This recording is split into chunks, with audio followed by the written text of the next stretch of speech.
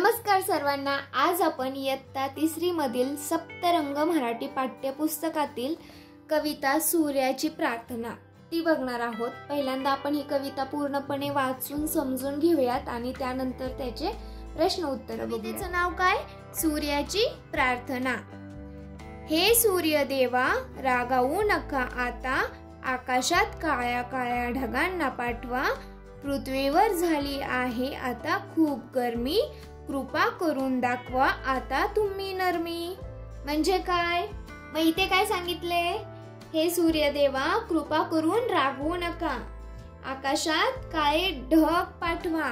काय सांगितलं? सूर्यदेवा, रागवू नका, आकाशात काळे ढग पाठवा, त्यामुळे पाऊस पडेल आणि पृथ्वीवर जी गरमी झाली आहे ती नष्ट होईल। कृपा करून तुमची माया दाखवा, तुमची नरमी दाखवा, शांत व्हा, सौम्य व्हा, असं यामध्ये सूर्याला सांगितलं गेलेलं आहे आणि त्यांना विनंती केली आहे की कृपा करून काळे ढग पाठवा, उन्हामुळे खूप गरमी झालेली आहे। समजलं? आता पुढचं कडवं बघूयात। काळे काळे ढग सगळीकडे येतील, रिमझिम रिमझिम थेंब पडतील, कोरड्या नद्या ओसंडून वाहतील, तलाव सरोवरे भरून जातील। म्हणजे काय? की आकाशात काळे ढग जमा होतील, काळे काळे ढग सगळीकडे येतील, म्हणजे आकाशात काळे काळे ढग जमा होतील आणि रिमझिम पाऊस पडू लागेल आणि रिमझिम रिमझिम थेंब पडतील, म्हणजे रिमझिम रिमझिम पाऊस पडू लागेल।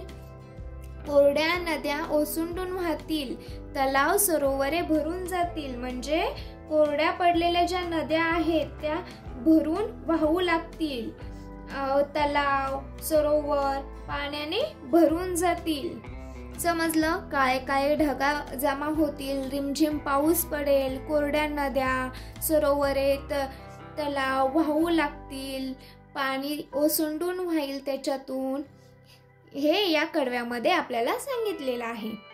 पुढे, पाऊस पडताच झाला चमत्कार, रान झाले हिरवेगार, व्हायला लागले गार गार वारे, पक्षी प्राणी आनंदले सारे। म्हणजे काय? पाऊस पडल्यावर जणू चमत्कार झाला, जादुई चमत्कार झाल्यासारखं झालं, सगळीकडे हिरवगार रान झालं, जंगल राने सगळं हिरवगार झालं, थंड थंड गारगार असा वारा व्हायला लागतो, प्राणी पक्षी सगळे आनंदी होतात। तर समजलं? थोडक्यात या कवितेमध्ये काय केलंय की प्रार्थना केलेली आहे सूर्यदेवाला, काळे ढग पाठवा आणि तुमची जी गरमी आहे ना ती कमी करा, तुम्ही सौम्य व्हा, शांत व्हा सांगितलंय। आणि काळे ढग आल्यामुळे पाऊस पडणार आहे, निसर्ग पुन्हा जिवंत होणार आहे, नद्या तलाव सरोवरे पाण्याने असे भरून ओसंडून वाहणार आहेत, त्यामुळे काय होणार की सगळीकडे हिरवगार रान होणार, जंगल हिरवगार होणार, त्यामुळे पक्षी प्राणी सगळे जीव आनंदित होतील, असं या कवितेमध्ये आपल्याला सांगितलेलं आहे। तर आता याचे शब्दार्थ बघूयात। शब्दार्थ: रागवणे, रागवण्याला इंग्लिश मध्ये काय म्हणतात? To get angry. कोरड्या, कोरड्या म्हणजे ड्राय। पृथ्वी, पृथ्वी म्हणजे अर्थ। कृपा, कृपा म्हणजे ब्लेसिंग। चमत्कार, चमत्कार म्हणजे मिरॅकल। या अभ्यास करूया। खालील प्रश्नांची उत्तरे लिहा। Answer the following question. मुले सूर्याला काय पाठवायला सांगत आहेत? तर मुले सूर्याला काय सांगत आहेत पाठवायला? इकडे हे बघा, पहिल्या कडव्यामध्ये सूर्याला प्रार्थना करतायत, काळे काळे ढग पाठवा, काळ्या काळ्या ढगांना पाठवा। मग उत्तर काय होणार? मुले सूर्याला काळ्या काळ्या ढगांना पाठवायला सांगत आहेत।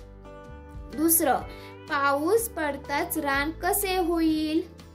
इकडे पाऊस पडताच बघा, तिसऱ्या कडव्यामध्ये सांगितले, रान झाले हिरवेगार, पाऊस पडताच झाला चमत्कार, रान झाले हिरवेगार। उत्तर काय होणार? पाऊस पडताच रान होईल हिरवेगार। पाऊस पडताच रान कसे होईल? तर हिरवेगार होईल। पक्षी व प्राणी का आनंदले? याचं उत्तर काय? तर गारगार वारे व्हायला लागल्याने पक्षी प्राणी आनंदले असंही तुम्ही लिहू शकता, किंवा पाऊस पडल्याने रान पूर्ण हिरवगार झाले आणि गारगार वारा व्हायल्यामुळे पक्षी व प्राणी आनंदले असंही तुम्ही लिहू शकता. काळे ढग काय घेऊन येतील? तर काळे काळे ढग पाऊस घेऊन येतील. काळे काळे ढग सगळीकडे येतील आणि रिमझिम थेंब पडतील, म्हणजेच काय होईल? पाऊस पडेल. कवितेच्या ओळी पूर्ण करा. पाऊस पडताच झाला चमत्कार, रान झाले हिरवेगार, व्हायला लागले गार गार वारे, पक्षी प्राणी आनंदले सारे. खालील शब्दांचा वाक्यात उपयोग करा. पृथ्वीवरती झाडे तोडल्यामुळे खूप गरमी झाली. कोरड्या, पाऊस नसल्यामुळे नद्या कोरड्या झाल्या. चमत्कार झाला आणि उन्हात पाऊस पडला. कृपा, देवा कृपा करून पाऊस पाडा. पावसाळा या विषयावर 5 ते 7 ओळी लिहा. आता हे सगळं माझ्या मुलाने लिहिलेलं आहे, तेच मी तुम्हाला वाचून दाखवतेय. त्यांनी स्वतःहून तयार करून लिहिलेलं आहे. पाऊस पडला आणि नद्या भरल्या. पाऊस पडताच रान झाले हिरवेगार. पाऊस पडताच थंडी वाजायला लागली.